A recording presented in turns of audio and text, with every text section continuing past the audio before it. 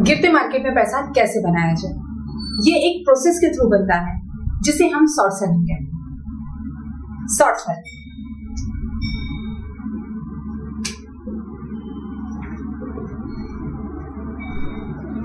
इसका यूज हम तब करते हैं जब मार्केट गिरता है।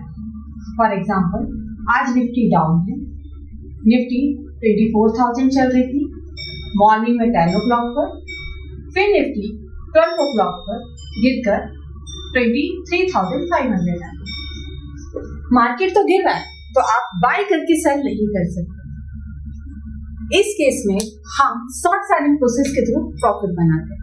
शॉर्ट सेलिंग प्रोसेस में हम सबसे पहले स्क्रिप्ट को सेल करते हैं और उसके बाद बाय बैक करते हैं। जैसे हमने 24,000 पे इसे सेल किया और फिर हम इसको 23,500 पे बाय करेंगे। हमने बाय 23,500 पे किया था और सेल 24,000 पे किया। हमारा जो प्रॉफिट है 500 का। अब आपके मन में एक क्वेश्चन आ रहा होगा कि जो चीज मेरे पास है ही नहीं उसे मैं बेच कैसे सकता हूँ। हम मार्केट को छोड़ देते हैं। पहले हम एक नॉर्मल एग्जांपल समझते हैं। फॉर एग्जांपल, आपके घर में कल पार्टी आपने 8 o'clock पर रखी, राइट? कब है आपके यहाँ पार्टी? 8 o'clock।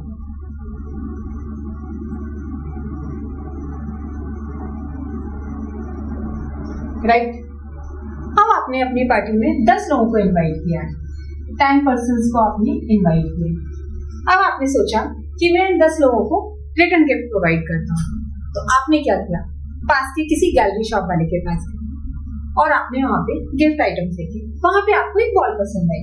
फॉर एग्जाम्पल, आप सुबह कल मॉर्निंग में गिफ्ट गैलरी वाले के पास गए, वहां आपको एक बॉल पसंद आई जिसकी कॉस्ट 100 रुपीज। आपने गिफ्ट गैलरी वाले को बोला कि मुझे 10 बॉल दे दीजिए।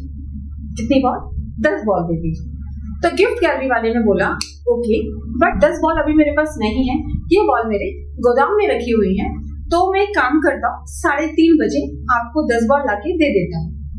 क्या बोला उसने कि 3:30 बजे मैं आपको 10 बॉल लाके दूंगा।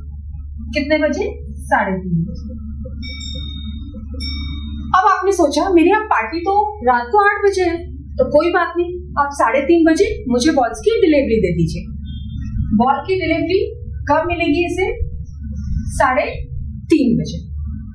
बट एक्चुअली में शॉपकीपर के पास 10 बॉल थी ही नहीं, उसके पास सिर्फ एक बॉल। क्लियर हो रहा है? शॉपकीपर के पास 10 बॉल नहीं थी, उसके पास एक ही बॉल थी।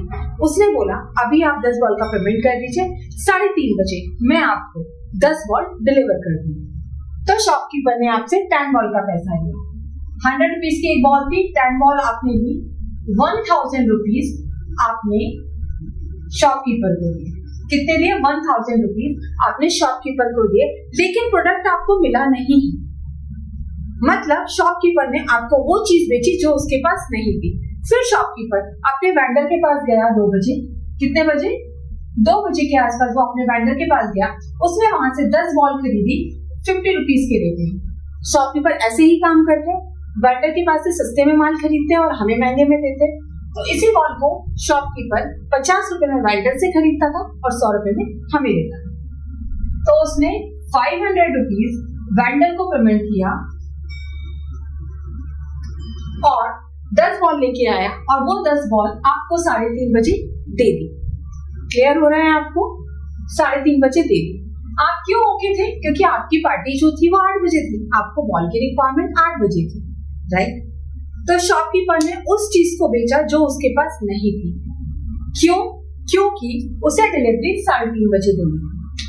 अगर हम इस चीज को मार्केट से कंपेयर करें तो स्टॉक मार्केट के अंदर इक्विटी में जो सारे सेटलमेंट होते हैं वो 3:30 बजे होते हैं। मतलब अगर आप किसी को स्टॉक बेचते हैं तो वो स्टॉक भी आपको 3:30 बजे देना होता है, और अगर आप किसी से स्टॉक खरीदते हैं तो वो स्टॉक भी आपको एक्चुअली 3:30 बजे मिलता है। ठीक है? अब बैक टू द मार्केट, हम मार्केट पर आए। चलिए हम एक स्टॉक को एग्जांपल लेके बात करते हैं। ये है टीसीएस का शेयर। आज टीसीएस जो है फॉर एग्जांपल 100 रुपीज चल रहा है मॉर्निंग में 10 o'clock पर, और हमें एक्सपेक्टेड है ये 80 रुपीज तक जाएगा 12 o'clock, राइट। तो सबसे पहले हम 100 रुपए पे इसे सेल कर देते हैं, ठीक है, क्योंकि जिसे हमने बेचा है उसे हमें डिलीवरी 3:30 बजे देनी है। कितने बजे देनी है? 3:30 बजे। तो जब मार्केट में ये शेयर नीचे आएगा तो मैं 80 रुपीज पे बाय कर लूंगी, क्योंकि जिससे मैंने खरीदा है वो भी मुझे 3:30 बजे शेयर देगा। क्लियर है?